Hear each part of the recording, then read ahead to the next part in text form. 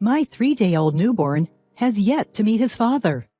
This is because my husband began avoiding me as the due date is getting closer. Even when I let him know I was going into labor, he didn't rush to the hospital. 3 days after my first childbirth, my husband finally showed up. He introduced a woman I don't know, dropped a bombshell on me, and said, "This is my girlfriend. I want a divorce." My name is Jennifer. I met my husband John at a college club. John was a well-known, handsome senior at the college, and I was one of the women who admired him. Not to brag, but I was quite popular in high school and had been asked out countless times. Yet there was no one as wonderful as John in my circle. When I first joined the club, he was already a senior and dating a famous beauty. I was just watching from afar, but it seemed he picked up on my feelings for him. Remarkably, he broke up with his girlfriend and started dating me just before graduation. I was over the moon being able to date the man I admired. Now that I look back, I may have been a bit too excited. 6 months into our relationship, I found out I was pregnant with his child. It was a pregnancy during my college years. My parents were furious and confronted him at his home. "Our daughter is still a college student. What the hell are you thinking?" I'm truly sorry. I'll take full responsibility for this." As he shrank back, my father's wrath was unrelenting. "What do you mean by responsibility? We won't allow you to hurt our daughter." I want to marry Jennifer, please." There, he proposed to marry me on the spot. I wanted to raise his child, become a family, and be with him forever. Moved by his words, I managed to persuade my parents to give their consent to our marriage. Although he had a job, he was still a newbie, just a year into his career. Both of us were anxious about raising a child at this young age. "Hey, John, I'm sorry it's turned out this way. I'll take on a part-time job or whatever it takes to support you." "Okay, I'm counting on you." Thinking about our child, I dropped out of college. To save money, we decided to live at our parents' houses until the childbirth. Obviously, there was no wedding ceremony, just the legal paperwork. To be honest, it didn't really feel like we got married. A few days later, John came to me with exciting news. "Jennifer, get ready to celebrate. After the birth, my mom's going to buy us an apartment." His father had already passed away and has only his mother in his family. My hard-working mother-in-law promised us to buy an apartment with her savings. When I made a thank you call to my mother-in-law, she gave me comforting words. "It's better for a couple to live together right after childbirth, isn't it? You can take it easy at your parents' home until your body recovers and get used to childcare." Though it is still a long way off to live together, he was apparently making frequent trips to the apartment to prepare for our new life. Being busy with these preparations, his visits to see me at my parents' home dwindled. I was suffering from severe morning sickness and couldn't move around much, so I couldn't visit the apartment and all the preparations were left to him. "Hey, John, my belly's growing quite a bit, so I wish you'd come to see me more often." I told him over the phone, but the response was always the same. "I'm swamped too, so maybe later." It was my first time in childbirth, and I wanted him to be there, but I couldn't be too demanding of him because he was preparing for our new life together. Having a healthy baby is the most important thing right now. That's what I kept telling myself, and I tried to be patient. But even my due date approached. He still didn't come to see me. I sent him a message on Facebook just in case. "Right? We should start thinking about a name for the baby. Come see me when you have time." But no matter how many times I messaged him, I didn't get a reply. I didn't get to talk to him at all, and my due date arrived. That night, my contractions started, and we rushed to the hospital. My mom tried to call him, but he didn't answer. Maybe he was still at work. She left a message on his voicemail. "John, Jennifer is in labor. We're at the hospital now, so please come down here as soon as you hear this." I endured the pain of the contractions while waiting for him, but he didn't show up or even call back. I was taken to the delivery room and gave birth to a healthy baby, And he didn't arrive after all. Seeing my child for the first time was indescribably wonderful, but everything from holding to feeding was new and scary. I wonder when he is coming to see the baby. I almost forgot about him until my mom said that. Now that I think about it, there's been no contact from him. I sent him another message asking him to come soon so the baby could see his daddy's face. Then finally I got a message. I'll be at the hospital the day after tomorrow. I was really excited waiting for him. I can't wait to show him our adorable child. He's going to be thrilled. 3 days after childbirth, I was soothing the baby in my hospital room, and then he finally showed up. There was a woman I didn't recognize standing closely behind him. She rudely approached the baby and said mockingly, "Wow, this isn't what I expected. Are newborns really this small? This is hilarious. Hey, we need to talk about this first." He didn't even look at the baby, and he was gently reprimanding the woman. What's going on? Who is she? I was completely confused. John, who is she? Oh, let me introduce you. This is Ava, my new girlfriend. A new girlfriend? My mind went blank. I didn't say anything until you safely gave birth, just to be considerate. But you seem fine, so I guess it's all good. Wait. Hold on. I don't get it. The Ava I was introduced to is draping her arm around him, talking in a cloying voice. Oh, John, you've got to spill the beans to her. She's lost in the sauce.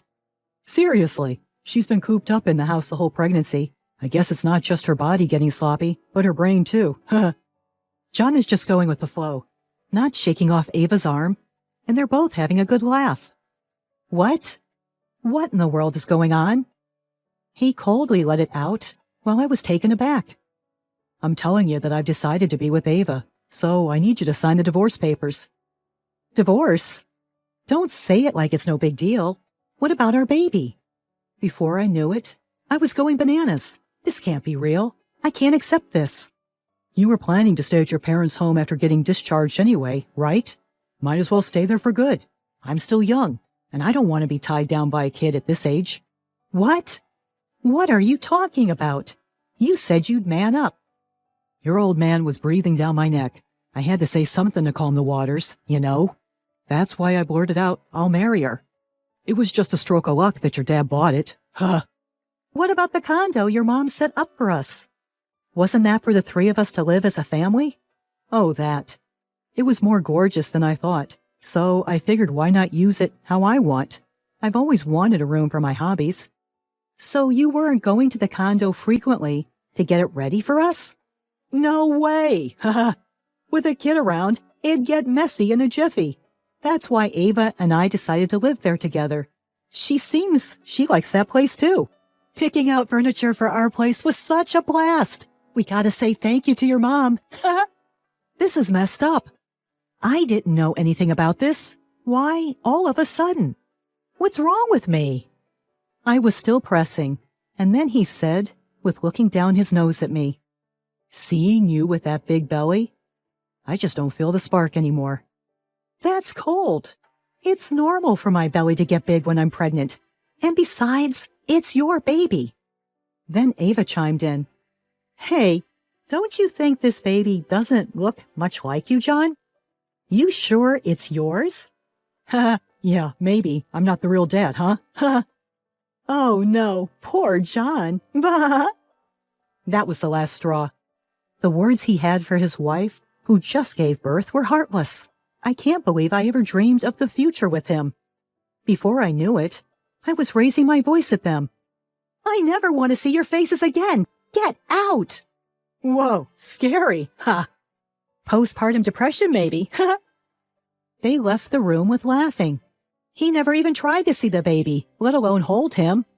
I was in a daze, and blankly watched them through the window as they headed to the parking lot. John and Ava were stopped by someone in the parking lot. Looking closely, I realized it was his mom. They were deep in conversation with her. I see. So mother-in-law is in the know already.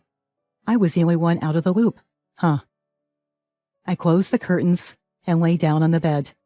My only ally now is this little baby. Gazing at my beloved child, and then tears well up in my eyes. Suddenly the room's door swung open. Standing there were my mother-in-law and John. What? Mother-in-law? And you too, John? I thought you were already gone. He was standing next to my mother-in-law, and looking kind of sulky. Where is Ava? I asked, and my mother-in-law answered for him. That rude girl. I drove that girl away already. Mother-in-law met them in the parking lot and found out what was going on.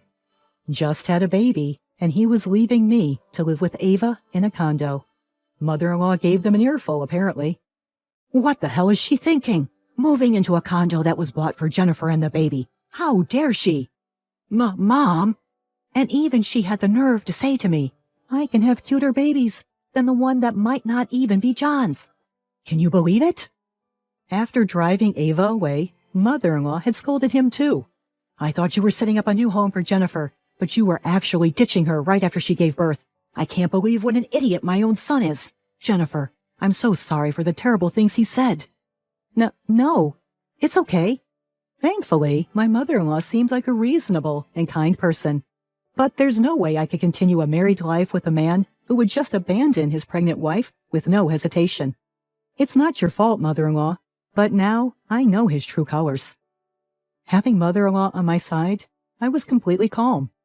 John, as you wish, I'll grant you a divorce. At these words, he visibly relaxed. This didn't sit well with mother-in-law. What about the baby? She demanded sternly. I will raise the child by myself. By yourself? Of course, there is anxiety in becoming a single mother, but it's probably better than having a father like him. My parents are also looking forward to life with the baby. They were even disappointed when I told them I'm eventually moving to the condo. I'm sure if I have a serious talk, they'll understand. After hearing my story, mother-in-law muttered regretfully, Well then, I was looking forward to being a family with you and my grandchild. But if it's for your happiness, maybe this is for the best. I'm sorry, mother-in-law. In that case, could you at least take the condo as an apology? Of course, I'll make sure he pays child support and alimony too. He panicked by hearing this. Mom, wait! The condo was supposed to be for me.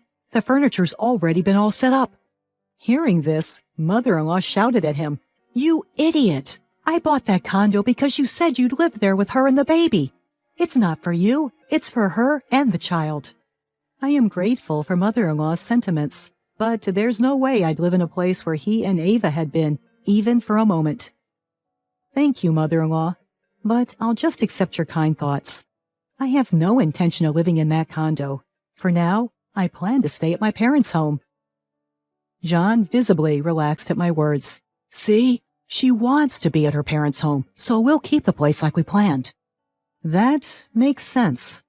Ignoring him, my mother-in-law spoke to me. If your folks back home can help out, that's the best thing. Well then, I'll put that condo up for sale. What? Mom, hold on a sec. I said I'm gonna live there. Are you serious? Of course. So you'll be paying the loan then? What? The loan? That's a no-brainer. If you're living there, you pay up. Didn't you buy it outright? How the hell do you keep your brain organized? He was insistent on living in the condo for free, but my mother-in-law didn't budge an inch. The place she got for us was a really nice place, and there's no way for John, fresh out of college, could afford a condo. Then John, without learning his lesson, started to cling to me. Jennifer, I was wrong. It's not right for a family to be apart. Let's raise our child together in that condo. John exaggeratedly tries to pick up our child. I quickly snatch my baby away. Stop it. Don't touch my child. What do you mean, my child? The child is mine too, right? You just said a minute ago, I don't know if this child is mine or not. Well, that's... I'm only divorcing because you said you wanted to. I have no intention of staying with you. It's better for my child not to have a deadbeat dad like you. Please, Jennifer, wait. Ignoring a pale-faced John, my mother-in-law is nodding in approval. Come on, Mom. Say something for me, too. Don't pull this stunt now. You just want to get back together so you don't have to give up the condo, right? She and I can see right through you. Mom? Enough. You show no love to your own child, and yet use as a pawn now? You moved in without asking so you and Ava can take care of moving the furniture and cleaning the place. Scolded by my mother-in-law, it seems like he finally gave up on the condo. Moreover, my mother-in-law is making him restore the place to its original state. My name is still on the deed. If you can't do it, I'll sue you for trespassing for all the times you've been in and out. After I left the hospital, the divorce went smoothly, thanks to my mother-in-law. After that, he apparently bit the bullet and cleared out his furniture and seems to have arranged for a house cleaning. Because he and Ava were boozing and making a mess in the apartment almost every night, so the cleaning cost an arm and a leg, even though he had just moved in. In light of this incident, his mother-in-law is pumped up and saying, I'm going to straighten out my son's act. She's making him take on an additional part-time job and is stashing away money for alimony and child support to give to me. Having no money and time at his disposal, he was promptly dumped by Ava. After all, it seems she was just cozying up to him for his cash. On the other hand, I moved back in with my parents after giving birth, and we're all pitching in to raise the child as I had vowed. At first, my parents were against me becoming a single mother, but once I told them about the nasty stuff he did to me, they were all in for the divorce and offered to help with raising the kid together. Holding back my dad, who looked like he was about to march over to John's place and give him a piece of his mind, was a challenge, though. Thanks to the support of the mother-in-law, alimony and child support payments are coming in without a hitch from him. Now that I don't have to worry about money, I can probably afford to postpone going back to work. When the kid grows up, there will come a time when I'll have to talk about his father, but I'm sure the day will come when he will understand my decision. I made a vow to myself that I will pour all the love I can into this child and make my child happy, not just from me, but enough to cover for his absent father as well.